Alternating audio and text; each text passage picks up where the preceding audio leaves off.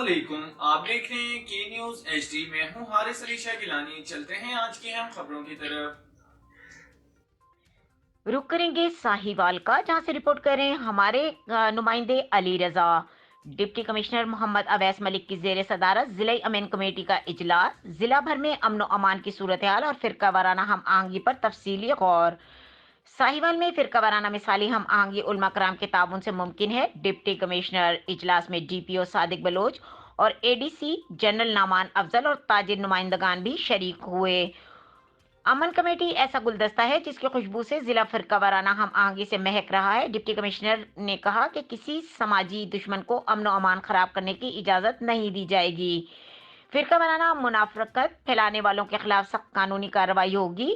D P او صادق بلوچ ساہیوال: علماء کی باہمی اتفاق مسلکی تفریق مٹ چکی ہے۔ سید ضیاء اللہ شاہ بخاری: علماء و ذاکرین کو تقاریر کی اجازت سے پہلے ان کے کردار بارے تحقیق کر لی جائے۔ شیخ اعجاز رضا: امن و امان برقرار رکھنے کی انتظامیہ سے بھرپور تعاون جاری رکھیں گے۔ حاجی احسان الحق فریدی: گورنمنٹ گرلز کالج چیچا وطنی میں چھٹی کے وقت ٹریفک کا مسئلہ سنگین صورتحال اختیار کر چکا ہے، دن کے اوقات میں شہر میں ہیوی ٹریفک کا داخلہ روکا جائے۔ شیخ نعمان آصف: مختلف مکاتب فکر کے علماء امن کا ہر اول دستے میں مولانا غلام نبی معصومی: ساہیوال میں امن تمام علماء کی کاوشوں سے ممکن ہوا۔